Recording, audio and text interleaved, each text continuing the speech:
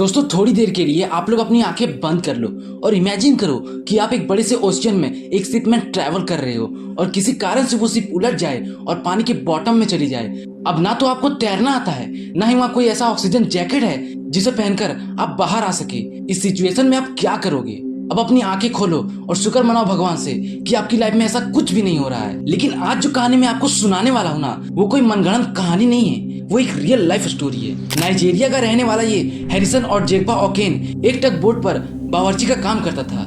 26 मई 2013 को वो टग boat 12 crew member के साथ गल्फ ऑफ क्राइनिया में एक ऑयल टैंकर की मदद करने के लिए गई थी। दरअसल इस बोट का काम ही होता है कि फंसे हुए बोट को टॉ करके ले जाना। पर उस दिन इन लोगों के साथ बहुत कुछ होने वाला था। सुबह के 4:30 बज रहे थे और उन्होंने रस्सियों की मदद से शिप को टॉ करना चालू किया। लेकिन तभी अचानक से समंदर में एक लहर उठी और सीधा जाकर उस टग बोट पर गिरी जिसमें हैरिसन भी मौजूद था। इसकी वजह से टग बोट पर प्रेशर पड़ी और वो फ्लिप होकर सीधा पानी के बॉटम में चली गई। सभी लोगों में अफरा तफरी मच गई थी। पानी का बहाव हैरिसन को वॉशरूम तक धकेल कर ले गया था जहाँ पर एक एयर पॉकेट मौजूद था।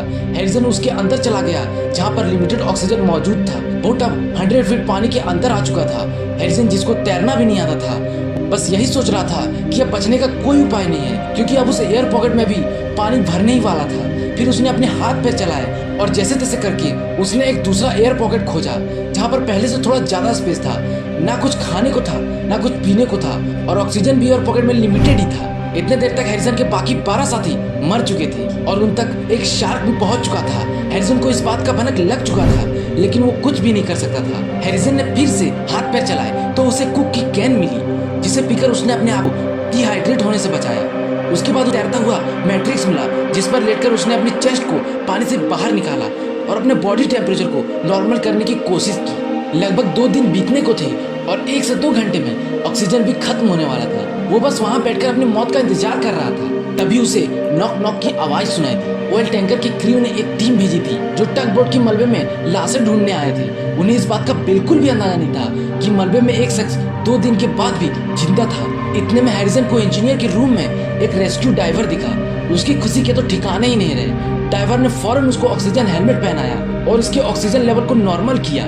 बाहर निकलने के 2 दिन के बाद हैरिसन बिल्कुल पहले जैसा ठीक हो गया। हैरिसन बिना किसी डाइविंग इक्विपमेंट के समंदर की बॉटम में सबसे ज्यादा टाइम बिताने वाला पहला और आखिरी शख्स था। इस पूरी कहानी से हमें ये सीखने को मिलता है कि मुसीबत कभी भी आ सकती है, फिर आप ये नहीं कह सकते कि आप इसे झेलने के लिए रेडी नहीं थे या तैयार नहीं थे। वीडियो अगर अच्छा लगा हो तो लाइक करना और चैनल को भी सब्सक्राइब कर लेना। मैं आपका राहुल फ्रॉम न्यूक्लियस मोटिवेशन।